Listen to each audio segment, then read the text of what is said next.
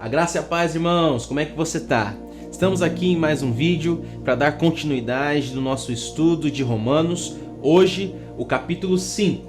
Antes de nós começarmos, já deixa o seu gostei aí no vídeo, deixa o seu comentário daquilo que você está achando dessa série de vídeos sobre o livro de Romanos, compartilhe com todos os seus contatos e se inscreva no canal, por favor, isso me ajuda demais, ok? Já pega a sua Bíblia aí na sua mão e abra o livro de Romanos no capítulo 5. Vamos ler do 1 ao 5. Diz assim: tendo sido, pois, justificados pela fé, temos paz com Deus por nosso Senhor Jesus Cristo, por meio de quem obtivemos acesso pela fé a esta graça na qual agora estamos firmes e nos gloriamos na esperança da glória de Deus. Não só isso, mas também nos gloriamos nas tribulações, porque sabemos que a tribulação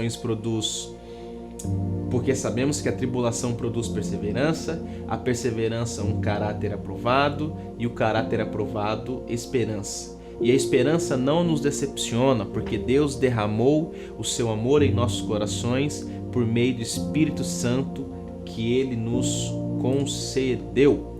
Bom, Paulo, só recapitulando aqui, no capítulo 3, Paulo ele define o que é justificação. No capítulo 4, ele usa Abraão como um exemplo de justificação pela fé. E agora no capítulo 5 ele vai concluir esse assunto de justificação e ele revela as consequências dessa justificação, que é a paz com Deus, o amor derramado em nossos corações e a esperança da glória. No versículo 1 e 2 que nós lemos, nós vemos os frutos da justificação, do 1 ao 5, na verdade.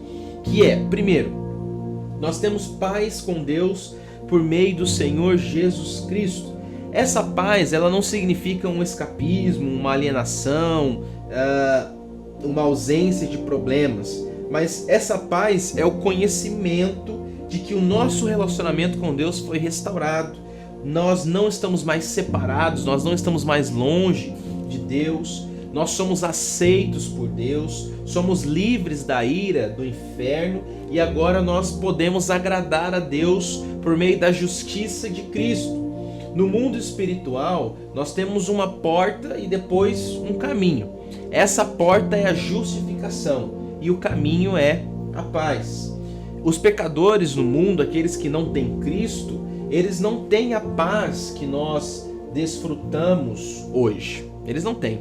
O segundo fruto é que nós obtivemos acesso pela fé a essa graça. Nós estamos firmes na graça. Nós não vivemos mais baseados na lei, nem no esforço próprio, na justiça própria, mas nós vivemos nessa esfera da graça e precisamos continuar firmes nessa graça. Quando nós pecamos, nós saímos dessa esfera da graça. Mas podemos voltar a essa esfera. Como? Confessando o Senhor Jesus, o pecado, e crer no perdão do sangue de Jesus. Confessamos a Jesus o nosso pecado e cremos no sangue de Jesus. Uma vez que nós saímos da condenação, da culpa, nós voltamos para a esfera da graça. O terceiro fruto é gloriamo-nos na esperança da glória de Deus. Apesar de nós estarmos nesse caminho de paz, ainda nós não estamos na glória de Deus. A glória é a própria expressão de Deus. Sempre quando Ele se expressa, nós vislumbramos essa glória. Assim nós alcançaremos a glória quando nos tornarmos tal qual Ele é. E nós teremos a sua exata expressão, a sua imagem, a sua semelhança. Paz, graça e glória são o resumo da nossa relação com Deus. Nós temos paz. Isso nos lembra que nós éramos inimigos de Deus, mas essa inimizade acabou. Nós temos graça. A graça nos lembra do favor onde nós estamos e permanecemos. E nós temos glória. A glória nos fala da esperança da salvação. E temos um caminho a trilhar, o caminho de glória, o caminho da glória. Evidentemente, quando nós falamos sobre isso, nós não estamos dizendo que quando nós entramos na porta estreita, nós vamos agora entrar um caminho, passar por um caminho suave, perfumado, cheio de rosas. Não, na verdade é bem o contrário. Nós vamos encontrar espinhos, pedras, apertos, problemas. Mas Paulo, ele não se gloria apenas na glória, na esperança da glória, mas também nas próprias tribulações. Nós temos paz, nós temos graça, nós temos glória, mas também temos tribulação. E sabemos que o próprio Senhor teve que padecer para entrar na glória. O sentido aqui de tribulação não é sofrimento, enfermidade, dor, tristeza, aflição. Não é isso, mas é um sofrimento sim, mas causado pela perseguição e a oposição do mundo hostil contra Deus. Então, a tribulação está mais próximo no sentido de perseguição. O que aconteceu com Cristo Jesus deve acontecer com os cristãos. Paulo mesmo afirma que precisamos sofrer em Cristo para também com ele sermos glorificados. O sofrimento pelo qual Cristo passou não foi enfermidade, porque ele jamais ficou doente. Nem foi necessidade, porque ele era suprido em tudo. Mas Jesus sofreu perseguição das pressões do mundo.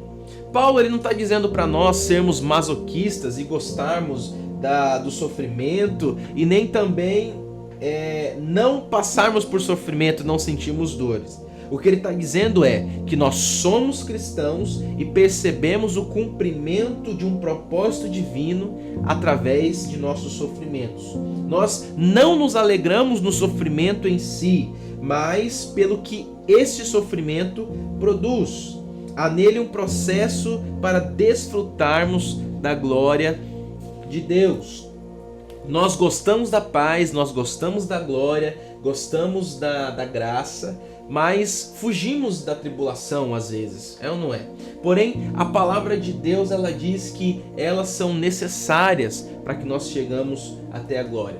E aí Paulo continua, ele diz que o sofrimento produz perseverança. Assim como o corpo produz anticorpos na presença de uma infecção, o sofrimento também produz a própria perseverança necessária para suportar. Perseverança é mais que paciência, é paciência na tribulação. A perseverança produz esperança. A esperança aqui, ela pode ser traduzida como uma virtude consolidada. A maturidade de alguém que enfrentou a tribulação e saiu vencedor, ela é completamente diferente da maturidade aparente de alguém que apenas leu ou ouviu os ensinos. Paulo está dizendo que a perseverança, ela vai produzir essa esperança. Nós seremos pessoas consolidadas, pessoas tratadas com vivência. A perseverança produz experiência e a experiência produz esperança. Esperança aqui não tem o mesmo sentido da esperança que o mundo fala. No mundo a esperança é um desejo, é uma aspiração, é uma forma de querer, um mero querer. Mas a esperança do crente é uma certeza, é uma perfeita confiança, é um conhecimento interior no Espírito. É a confiança de que nós entraremos na glória final. Assim, um caráter que perseverou no meio do sofrimento traz consigo a esperança de uma glória futura. Pessoas que passaram por sofrimento, que obtiveram perseverança, da perseverança a experiência e esperança, elas têm dentro de si, consolidadas dentro delas, a esperança da glória futura. Tempos de tribulação apenas evidenciam que Deus está trabalhando em nós, forjando o nosso caráter. E temos a segurança da salvação. Paulo, ali no versículo 3 e 4, ele fala sobre, vamos ler ali, versículo 3 e 4. Não só isso, mas também nos gloriamos nas tribulações, porque sabemos que tribulação produz perseverança, e a perseverança um caráter aprovado, o caráter aprovado esperança, e a esperança não nos decepciona, porque Deus derramou o seu amor em nossos corações por meio do Espírito Santo que Ele nos concedeu. Quando nós lemos isso, você pode até se perguntar, mas como se pode saber que essa esperança ela não vai falhar? Como saber se não é apenas um ensino agradável para tentar cativar o meu coração? Alguém pode dizer que vai para o céu, mas como pode ter certeza disso? Uma vez uma colega minha de trabalho, eu disse a ela, olha, eu tenho certeza que eu vou para o céu. Eu tenho certeza da minha salvação. Aí ela disse, mas como é que você tem certeza? Isso é arrogância, isso é prepotência. Ninguém tem certeza de que vai para o céu. Eu disse, eu tenho certeza absoluta. E Paulo, ele usa 4 argumentos aqui para rebater, para defender essa questão de que nós temos a certeza da salvação. Paulo, ele responde que a esperança ela não nos decepciona, ou seja, jamais vai nos enganar. A esperança não é uma ilusão, ela é uma realidade. Mas alguém pode nos questionar assim, mas isso é o que Paulo diz. Como é que ele sabe? Como é que ele pode ter essa segurança? Aí ele usa o argumento 2, que no versículo 5 nós lemos, Paulo diz que o amor de Deus foi derramado em nossos corações pelo Espírito Santo. O fundamento da nossa esperança é o amor de Deus que podemos sentir dentro de nós. Então nós podemos resumir assim: temos a esperança da glória, cremos que essa esperança é certa porque Deus está tratando conosco pelas tribulações para nos conduzir à glória. Também temos certeza porque Deus nos ama e nunca nos deixará e nos abandonará. Mas você ainda pode tentar perguntar assim, como é que você sabe que Deus me ama desse jeito? Bom, nós sabemos pela experiência que temos com Deus, experiência íntima com Deus, porque Deus ele tem derramado e enchido os nossos corações com o amor dele. Você que já teve experiência com Deus, você sabe disso. Deus, ele nos ama. Se você já sentiu esse amor, você confirma isso. Aí nos versículos 6 ao 8, Paulo insere o terceiro argumento. Vamos lá para o terceiro argumento, que diz assim, ó: de fato, no devido tempo, quando ainda éramos fracos, Cristo morreu pelos ímpios. Dificilmente haverá alguém que morra por um justo, pelo homem bom talvez alguém tenha coragem de morrer. Mas Deus demonstra seu amor por nós. Cristo morreu em nosso favor quando ainda éramos pecadores. Paulo, primeiro ele diz que Cristo morreu por nós quando ainda éramos pecadores. E que pode até ser que alguém se anime a morrer por outra pessoa que ele considera justo. Mas morrer por um ímpio, ninguém morreria. Morrer pelo seu inimigo, eu e você, nós nunca faríamos isso. Mas entretanto, Deus, ele prova o seu amor para conosco, pelo fato de ter morrido por nós quando nós ainda éramos pecadores e inimigos de Deus. Então, Paulo insere o seu quarto argumento. Se Deus se dispôs a fazer tudo isso quando nós ainda éramos inimigos, o que ele fará agora que somos inimigos, que fomos reconciliados, comprados, lavados, redimidos? Paulo diz que se gloria no próprio Deus. Assim, a nossa esperança ou certeza da salvação não está baseado no falso otimismo, mas numa sólida lógica divina. Então preste atenção, respondendo àquela minha amiga lá que me chamou de arrogante. Se nós, cristãos, dissermos que temos certeza da salvação, que estamos indo para o céu, nós não falamos isso por arrogância, por autossuficiência, porque nós nos achamos. Não. Nós falamos isso porque nós confiamos no amor de Deus, no amor que é inalterável, que jamais poderá nos desamparar. É por isso que temos a certeza da salvação. Paulo então continua do capítulo 12 ao 21, ele fala sobre Adão e Cristo. E nós precisamos entender e ter muita clareza sobre o que o Senhor Jesus fez lá na cruz. Podemos dividir a obra da cruz em 3 princípios: a obra da cruz, o poder da cruz e o princípio da cruz. A cruz é o centro do cristianismo. Não é possível haver vida cristã sem ela e sua experiência. Bom, O que é a obra da cruz? A obra da cruz é o processo de substituição. É o aspecto de substituição sobre nós. Cristo Jesus morreu em nosso lugar como substituto. Nós é que deveríamos ter morrido, mas o Senhor morreu no nosso lugar. A obra da cruz, a substituição, é a base da justificação, porque Ele morreu por nós e agora nós temos paz com Deus. Glória a Deus. A obra da cruz, ela resolveu a questão dos nossos pecados, mas o poder da cruz, que é o próximo tópico, ele trata com o pecador. Vamos dizer que a partir de agora, chupar manga é pecado e você não pode mais chupar manga.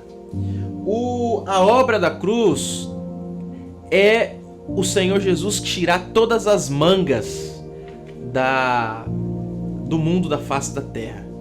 Mas o poder da cruz é Ele resolver a questão das mangueiras, para que elas parem de dar fruto. É a mesma coisa conosco. A obra da cruz acabou com o pecado, resolveu a questão do pecado, na verdade. Mas o poder da cruz trata diretamente conosco, os que produzem o pecado.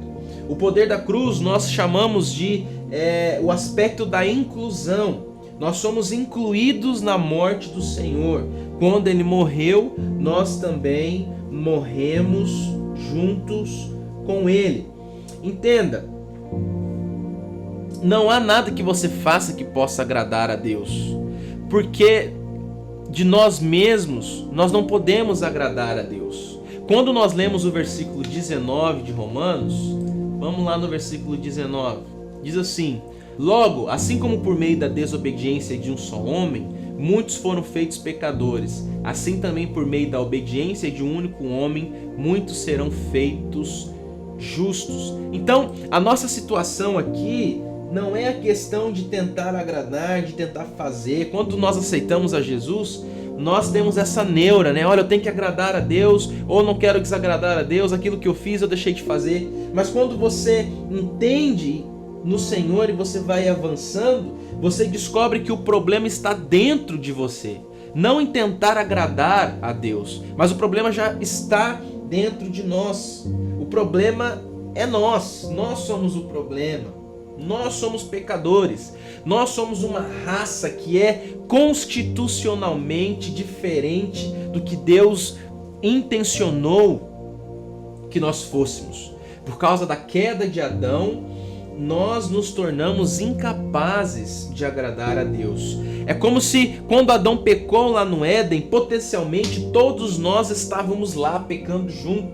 E quando ele pecou, o pecado veio também agora junto. Assim, o nosso problema é hereditário e não meramente comportamental. Quando você nasce, esse pecado ele vem junto.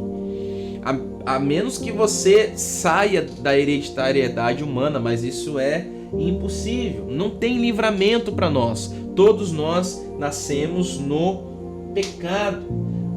Mas se pecamos em Adão, em Jesus também nós temos a solução. Glória a Deus. Em Adão nós recebemos tudo de Adão, mas em Jesus nós recebemos tudo de Jesus. Nós acabamos de ler no versículo 19. Todos nós estávamos em Adão quando ele pecou, e assim todos nós nos tornamos pecadores. O pecado entrou por ele e a morte passou para todos os homens, porque todos pecaram e isso foi uma tragédia. Mas agora, pela obediência de Jesus, podemos ser constituídos justos. O nosso desespero está em Adão, mas a nossa esperança está em Cristo Jesus. E isso se deu para termos um processo de libertação. Deus deseja que tudo isso nos leve à libertação prática do pecado. Ele ofereceu provisão adequada para que fôssemos libertos do domínio do pecado. O Senhor fez tudo para nos libertar e nos deu as ferramentas para sermos livres. Então receba isso, você não é mais escravo do pecado, porque Jesus te libertou. Quando Deus tratou com Cristo, Ele tratou com toda a raça humana. A experiência de morte e ressurreição de Jesus, ela também é minha, ela também é sua. A nossa morte em Cristo é um fato eterno, já foi feito, morremos com o Senhor Jesus e podemos reinar em vida. Uma vez que compreendemos que significa estar em Adão, estar em Jesus Cristo, podemos compreender as conclusões de Paulo. Paulo afirma que em todos os aspectos, o reino da justiça e vida que veio por meio de Cristo é superior ao reino da morte e do pecado que veio por meio de Adão. Ele apresenta os seguintes contrastes. Vamos lá. Primeiro, o dom da graça é maior que a ofensa de Adão. Vamos para o texto, versículo 15. Diz assim, Entretanto, não há comparação entre a dádiva e a transgressão. Pois se muitos morreram por causa da transgressão de um só, muito mais a graça de Deus. Isso é, a dádiva pela graça de um só homem, Jesus Cristo, transbordou para muitos. A graça é muito maior do que a ofensa. Segundo contraste que Paulo apresenta, a justificação possui um efeito maior que a condenação. Versículo 16. Não se pode comparar a dádiva de Deus com a consequência do pecado de um só homem. Por um pecado veio o julgamento que trouxe condenação, mas a dádiva decorreu de muitas transgressões e trouxe justificação. Aleluia! Terceiro contraste, os que recebem a graça reinam. Ao contrário, as vítimas do pecado são dominadas. Versículo 17. Se pela transgressão de um só a morte reinou por meio dele, muito mais aqueles que recebem de Deus a imensa provisão da graça e a dádiva da justiça reinarão em vida por meio de um único homem, Jesus Cristo. Eu e você recebemos graça para reinar em vida, para avançarmos, para sermos completos no Senhor Jesus. Quarto contraste que Paulo apresenta: a justificação, assim como a condenação, tem alcance universal. Isso é para todos. Versículo 18. Consequentemente, assim como uma só transgressão resultou na condenação de todos os homens, assim também um só ato de justiça resultou na justificação que traz vida a todos os homens. Tanto a justificação, tanto a condenação, ela veio por um ato. A justificação veio pelo Senhor Jesus. Quinto, a obediência de Cristo nos faz justos, assim como a desobediência de Adão nos faz pecadores. Versículo 19 diz: logo, assim como por meio da desobediência de um só homem muitos foram feitos pecadores, assim também por meio da obediência de um único homem muitos serão feitos justos. Glória a Deus. E por fim, a provisão da graça é muito maior que a escravidão do pecado. Versículo 20. A lei foi introduzida para que a transgressão fosse ressaltada, mas onde aumentou o pecado, transbordou a graça, a fim de que, assim como o pecado reinou na morte, também a graça reine pela justiça para conceder vida eterna mediante Jesus Cristo. Aleluia, nosso Senhor. Aleluia. Onde teve muito pecado, meu irmão, lembre-se, a graça é muito maior. Se você veio de uma vida pregressa, de escravidão do pecado, de promiscuidade, saiba, a graça do Senhor é muito maior que isso. E o Senhor quer que você reine em vida. Se o pecado veio por Adão, a graça veio por Jesus e nós temos a certeza da salvação. Glória a Deus por isso. Glória a Deus por isso. Você está gostando desses vídeos? Você está gostando desses estudos que nós estamos fazendo? Então, por favor, clique no gostei aqui embaixo, se inscreva no canal, ative o sininho, compartilhe esse vídeo aí com seus contatos, com seus amigos, nos grupos de WhatsApp, isso me ajuda demais. E comenta aqui: olha, achei muito bom, tá muito fraco, faça uma pergunta, interaja comigo. por favor, que isso vai me ajudar bastante. Tá bom? Eu fico por aqui e espero você no próximo vídeo. Falou!